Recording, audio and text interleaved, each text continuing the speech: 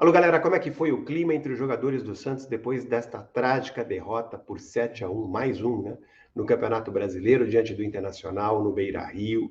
Como é que os jogadores se comportaram no vestiário? Como é que o técnico Marcelo Fernandes recebeu os jogadores? Como é que o gerente de futebol, Alexandre Galo, que estava presente, como ele se comportou?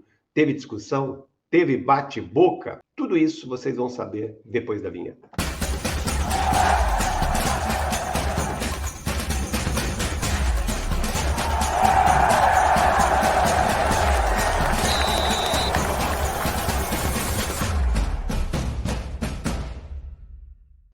Gente, que noite trágica do Santos lá em Porto Alegre. Que atuação desesperadora. Poucas vezes eu, que acompanho o Santos há mais de 25 anos, vi um time tão apático, tão perdido, tão desorientado, um time tão nervoso, um time tão fragilizado. É o retrato de uma gestão catastrófica, essa gestão de Andrés Rueda. Quem foram os maiores culpados? Os jogadores? O Marcelo Fernandes? Quem que errou mais nesse jogo? O goleiro Vladimir, a linha de defesa, o meio de campo, o ataque? Bom, a gente vai discutir isso. Mas antes eu quero mostrar para vocês aqui, vamos falar do clima do vestiário, não se esqueça. Mas antes eu quero mostrar para vocês aqui mais um recorde, né? Essa trágica atuação do Santos registrou mais um recorde negativo da gestão Andrés Rueda. Esse 7-1 diante do Internacional no Beira-Rio entrou para a lista dos 10 piores resultados do Santos em campeonatos brasileiros, igualando o 7-1 de 2005 para o rival Corinthians. Só que, desta vez, o Santos briga contra o rebaixamento, né? O Santos está numa situação muito delicada, diferentemente do que aconteceu em 2005. O que chama mais a atenção, evidentemente, porque o Santos ainda tem 10 partidas a disputar. Será que o Santos vai conseguir se recuperar desse baque, desse trauma? É isso que eu quero falar para vocês também. Bom, deixa eu mostrar aqui a lista dos 10 piores resultados. As 10 maiores goleadas sofridas pelo Santos. Eu fiz questão aqui de pesquisar e vou enumerar aqui para vocês. Ó. Aqui, essa goleada de 7-1 iguala o resultado da partida contra o Corinthians em 2005. Né, naquela vergonhosa atuação do Santos, né, mais uma de sua história. Isso aconteceu há exatos 18 anos. Né? Havia 18 anos que o Santos não sofria um vexame tão grande em campeonatos brasileiros. Como eu disse, para piorar, dessa vez o Santos precisava de um resultado, no mínimo, satisfatório, um empate, porque luta contra o rebaixamento, diferentemente do que acontecia em 2005. Em 2005, o Santos ocupava a 11ª colocação quando sofreu essa derrota para o Corinthians e caiu para o 13º lugar. Hoje o Santos está dentro da zona de rebaixamento, é o antepenúltimo colocado, o que agrava ainda mais essa derrota, porque é uma derrota que pode trazer consequências seríssimas para a história do clube. Né? Pode significar o rebaixamento do Santos, não pela questão matemática, ainda há 10 rodadas pela frente, o Santos tem condição de se recuperar, pode sair da zona de rebaixamento até na próxima rodada, mas o impacto desta derrota é que preocupa, né? Será que os jogadores vão conseguir se recuperar emocionalmente? E aí eu vou entrar no assunto principal deste vídeo, que é o clima no vestiário. Como é que estava o clima no vestiário? Bom, eu conversei com uma pessoa que estava lá no vestiário e o que ela me disse me deixou mais tranquilo. Não houve bate-boca, né?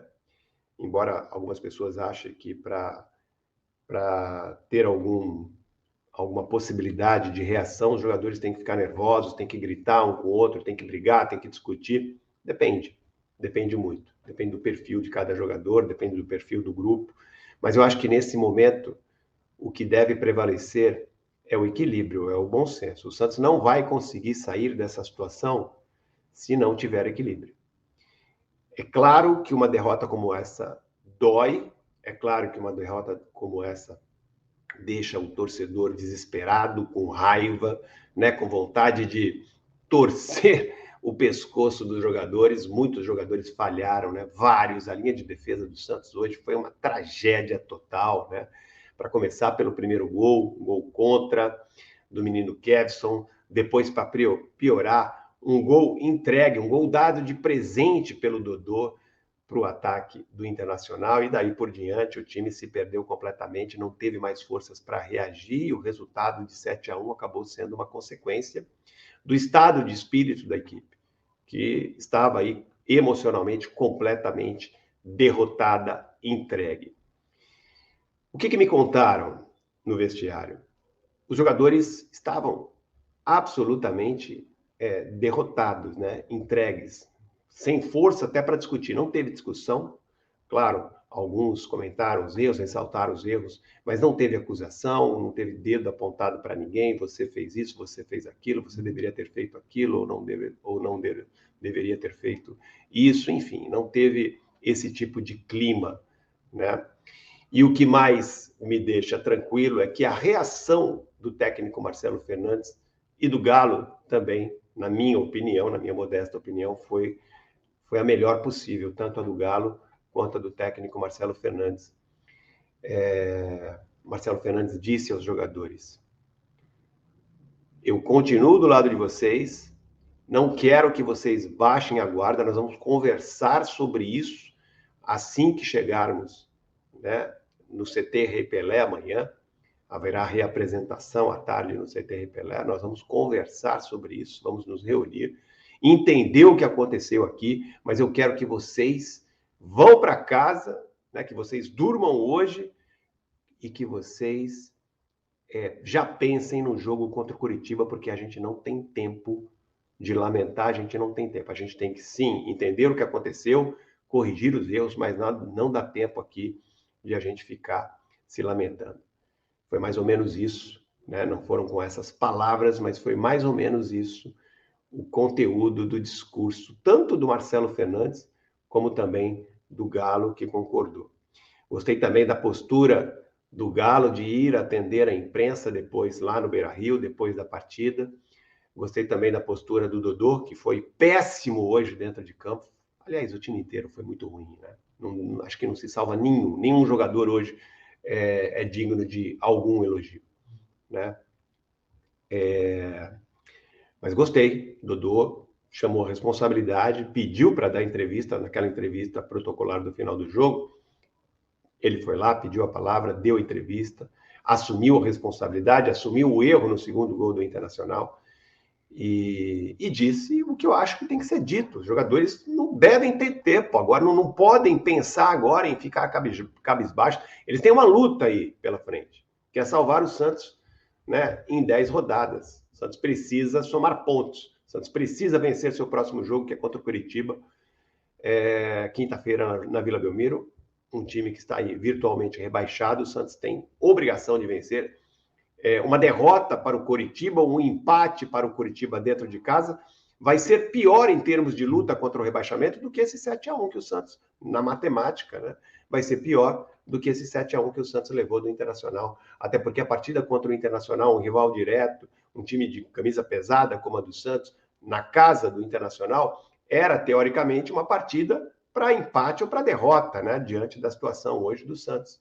A gente tem que ser honesto. Essa partida contra o Curitiba, não. Essa partida contra o Curitiba é uma partida em que o Santos não pode nem sequer pensar em não vencer. Então, o Santos não tem tempo de ficar doído, sofrendo, lamentando ou chorando por uma derrota como essa, que dói muito. Imagina que o torcedor deve estar destruído, né, envergonhado por essa derrota, que vai entrar, já entrou para a história do Santos, né? Mostrei aqui uma das piores, já está aí na lista das 10 piores derrotas do Santos em campeonatos brasileiros. Então é isso, o Santos tem que levantar a cabeça. Claro, evidentemente, não é só isso. Marcelo Fernandes tem que estudar, refletir sobre a equipe, estudar mudanças. Mudanças vão acontecer de forma natural, até pela volta dos titulares, João Paulo, Jean Lucas e também do Soteldo, que estarão à disposição do Marcelo Fernandes na quinta-feira. Mas outras mudanças também podem acontecer. Talvez seja a hora de haver uma mudança na dupla de zagueiros, né? Considerando que o Dodô não é zagueiro, é lateral, ele vem jogando como zagueiro, mas não é zagueiro. João Basso, será que o João Basso tem condições hoje? É o melhor? dos zagueiros disponíveis para jogar ao lado do Joaquim? Será que não é hora de testar ali um outro jogador? Talvez o Jair, menino Jair, que voltou de contusão, será que não é hora de começar a dar minutagem para o Jair? Se ele hoje ficou no banco, é sinal que ele tem condição física para jogar. Então ele pode ir entrando aos poucos na equipe. João Basso, com todo respeito ao jogador, não é jogador para vestir a camisa do Santos. Existem outros também, né?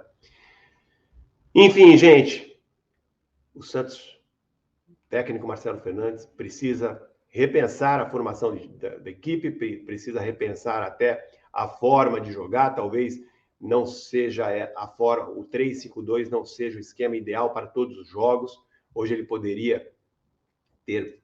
É muito fácil também a gente falar isso depois, né? Mas hoje ele poderia ter tentado um esquema diferente. No segundo tempo ele muda, ele volta para o 4-3-3, né? Coloca ali uma linha de 4 com o Dodô de volta para a lateral esquerda, deixando só o João Basso e o Joaquim como zagueiros e colocando o Júnior Caissara na direita, mas também não deu certo, porque hoje o grande problema do Santos foi a apatia, né? A entrega que aconteceu dos jogadores depois, especialmente do segundo gol.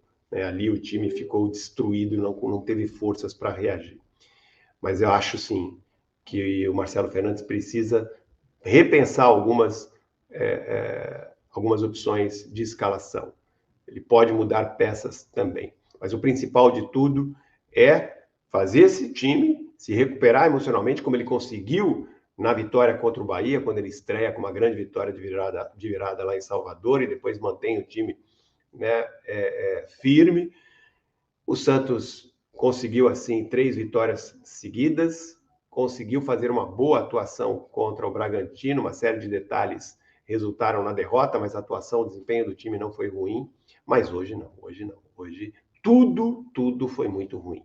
Tudo. Comportamento dos jogadores, comportamento emocional, comportamento técnico, taticamente, tudo deu errado. Claro que o gol tomado logo aos 50 segundos de jogo, um gol contra, depois em seguida um segundo gol que nasce de um outro erro de um jogador do Santos, tudo isso abala a equipe, mas não era para tanto. Não era para o Santos sair de lá com uma goleada de 7-1, né? Mais uma goleada vexatória na sua história. Enfim, Santos precisa, resumindo aqui, se reapresentar amanhã, nesta segunda-feira, já pensar no Coritiba, né? Levantar, sacudir a poeira e entender que existe aí uma luta a ser travada. O Santos não pode agora baixar a guarda nesse momento tão delicado da sua história, o Santos que briga aí diretamente contra o rebaixamento. Então o Santos precisa, sim, se recuperar o mais rápido possível e vencer o Coritiba. Esse é um jogo que não se admite outro resultado. É vitória ou vitória, para que o Santos, né, consiga se recuperar, talvez não, muito provavelmente saia da zona de rebaixamento com essa vitória. As outras equipes que estão ali lutando contra o Santos têm jogos mais difíceis. Então, o Santos tem boas possibilidades já de sair da zona de rebaixamento. O Santos pode ultrapassar o Vasco, o Santos pode ultrapassar o Goiás com uma vitória. Então, é preciso pensar em se concentrar agora nesse jogo contra o Coritiba, fazer a melhor preparação possível para não ter erro.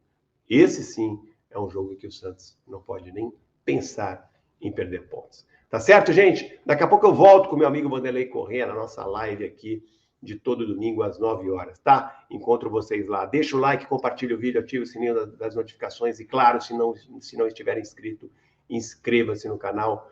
Daqui a pouco a gente se vê aqui na live Além dos 90, que eu faço em parceria com meu querido amigo Vanderlei Corrêa. Tá bom? Um grande abraço a todos, até mais. Tchau.